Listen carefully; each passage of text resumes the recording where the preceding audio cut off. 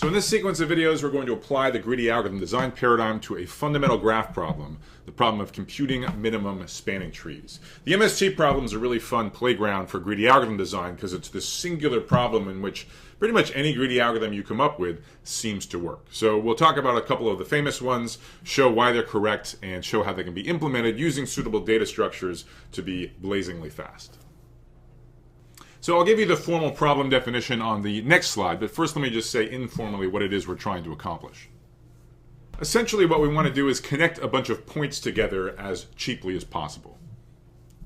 And as usual with an abstract problem, the objects could mean something very literal, so maybe the points we're trying to connect are servers in some computer network, or it could represent something more abstract, like maybe we have a model of documents, like web pages, where we represent them as points in space, and we want to somehow connect those together.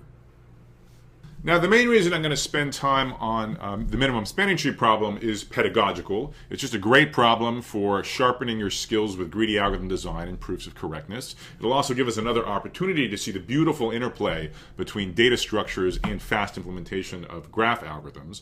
That said, the minimum spanning tree problem does have applications. One very cool one is in clustering, and that I'll talk about in detail in a later video. It also comes up in networking. So if you do a web search on spanning tree protocol, you'll find some information about that. So as I said at the beginning, the minimum spanning tree problem is remarkable in that it doesn't just admit one greedy algorithm that's correct, but in fact it admits multiple greedy algorithms that are correct. We're going to talk about two of them, the two most well-known ones, but there are even some others, believe it or not. So the first one we're going to discuss, beginning in the next video, is Prim's MST algorithm. This dates back over 50 years to 1957. In fact, as you'll see, Prim's algorithm shares a remarkable number of similarities with Dijkstra's shortest path algorithm, so you might not be surprised to know that Dijkstra also independently discovered this algorithm a couple years later. But in fact, it was only noticed much later that this exact same algorithm had been first discovered over 25 years earlier by a mathematician named Jarnik. For that reason, you'll sometimes hear this called Jarnik's algorithm or the Prim-Jarnik algorithm. For brevity and to be consistent with some of the main textbooks in the area, I'm going to just call this Prim's algorithm throughout the lectures. The other algorithm we're going to cover, which is also rightfully famous, is Kruskal's MST algorithm. As far as I know, this was indeed first discovered by Kruskal, roughly the same time as Prim was doing his algorithm in the mid-50s. And in what sense do I say these algorithms are blazingly fast? Well, they run in almost linear time, linear in the number of edges of the graph. Specifically, we'll see how using appropriate data structures, we'll get each of them to run in time big O of m log n, where m is the number of edges in the graph and n is the number of vertices in the graph.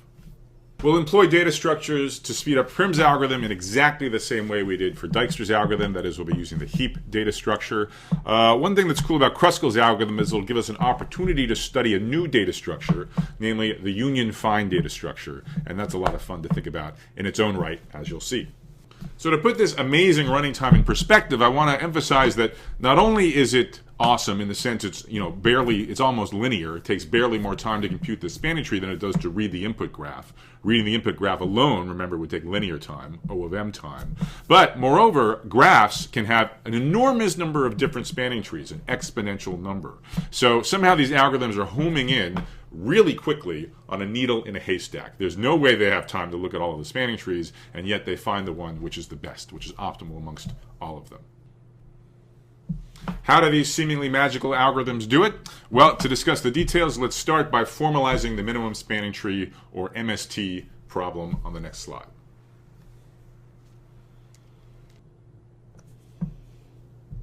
So in the MST problem, this is a graph problem, so the main part of the input is a graph comprising vertices and edges. I do want to emphasize for the MST problem we will be considering only undirected graphs. This is different, notice, than when we discussed shortest path problems in part 1 of the course. There we worked with directed graphs. There is an analogous problem to the minimum spanning tree problem for directed graphs. It's often called the optimal branching problem. And there are fast algorithms for it, but those algorithms are just slightly beyond the scope of this course, so we're not going to cover it. We're going to discuss only undirected graphs and minimum spanning trees for them. Now, whenever you talk about graph problems, you need to talk about how is the graph actually represented. So that's something we discussed at length in part 1. If you don't remember, I suggest going back and reviewing the video on graph representations. For the MST problem, we're going to assume that the graph is given as an adjacency list.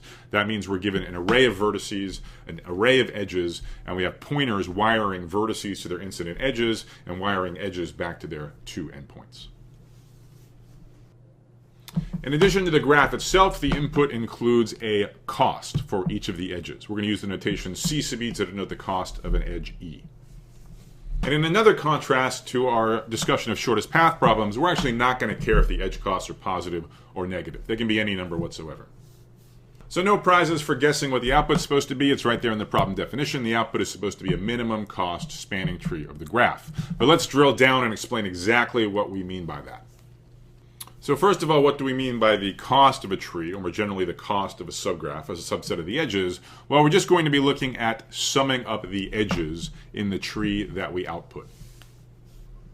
Now the other question is, what do I mean by a tree that spans all vertices? So let me tell you exactly what this means. This subgraph T should have two properties. First of all, there cannot be any cycles. There cannot be any loops in this tree. And by spanning all vertices, what I mean is that this subgraph is what's called connected. That is, there's a path using the edges in T from any vertex of the graph to any other vertex. That's what it means to span all of the vertices. So for example, consider the following graph with 4 vertices and 5 edges. I've labeled each of the 5 edges with a cost, which in this case is just an integer between 1 and 5. So let's look at some example subgraphs. Let's start with the 3 edges, AB, BD, and CD. This subgraph satisfies properties 1 and 2. That is, it has no cycles, there's no loops, and it spans all of the vertices. If you start at any one of these 4 vertices, you can get to any of the other 4 vertices by using only red edges. So in that sense, this red subgraph is a spanning tree. However, it is not the minimum cost spanning tree. There is another spanning tree which is even cheaper, has a smaller sum of edge costs, namely the edges AC, AB, and BD. This also has no cycles, it is also connected, but the sum of the edge cost is only 7, smaller than the 8 of the previous spanning tree. In fact, this pink subgraph is the unique minimum spanning tree of this graph. There is a subgraph that has 3 edges, which has an even smaller sum of edge costs, namely the triangle AB, BD, and AD. But this light blue subgraph, this triangle, is not a spanning tree. In fact, it fails on both counts. It does obviously have a cycle. It has a loop. That's what it is by definition. It's also not connected. So there's no way to get from C, the vertex, to any of the other 3 vertices by following only light blue edges. It's disconnected, and so it fails property 1 as well. So the MST problem in general is you're given an undirected graph, like, for example, this 4-node 5-edge graph, or presumably something much larger in an interesting problem, and you're supposed to quickly identify the minimum spanning tree, like in this example, the pink subgraph. So what I want to do next is something you're probably quite accustomed to me doing by this point, is I want to make a couple of mild simplifying assumptions just among friends. So these assumptions are not important in the sense that all of the conclusions of these lectures will remain true, will remain valid, even if these assumptions are violated, but it'll make the lectures a little bit easier. It'll allow us to focus on the main points and not get distracted by less relevant details. So here are the 2 assumptions that we're going to make throughout all of the lectures on minimum spanning trees. The first assumption we're going to make is that the input graph G is itself connected. That is, G contains a path from any vertex to any other vertex. So why am I making this assumption? Well, if this assumption is violated, then the problem isn't even well defined. If the graph isn't connected, then certainly none of its subgraphs are connected, so it has no spanning trees, and it's not clear what we're trying to do. So those of you who still remember the stuff we covered in part 1, in particular graph search, should recognize that this condition is easy to check in a pre-processing step. Just run something like breadth first search or depth first search. Remember, we know how to implement those in linear time, and those will in particular tell you whether or not the input graph is connected. Now, another thing you might be wondering is, well, suppose it was disconnected. Then what? Should we really just sort of throw up our hands and give up? You can define a version of the minimum spanning tree problem, a more general one called minimum spanning forest, where basically you want the minimum cost subgraph that spans as much stuff as possible. Essentially, it's responsible for computing a spanning tree within each of the connected components of the original graph. And using the algorithms I'll show you here, Prim's algorithm, Kruskal's algorithm, they're easily modified to solve the more general problem with disconnected input graphs as well. But again, for simplicity, among friends, let's just focus on the connected graph case. It contains all of the main ideas. Our second standing assumption throughout all of the minimum spanning tree lectures will be that in the input graph, the edge costs are distinct. So you're already used to this sort of no ties kinds of assumption from our foray into scheduling algorithms, and we're going to do something similar here. Now, again, this assumption is not important in the sense that the algorithms we cover, Prim's algorithm, Kruskal's algorithm, they remain correct even if the input has equal cost edges, irrespective of how ties are broken. So the algorithms are correct as widely as you would want.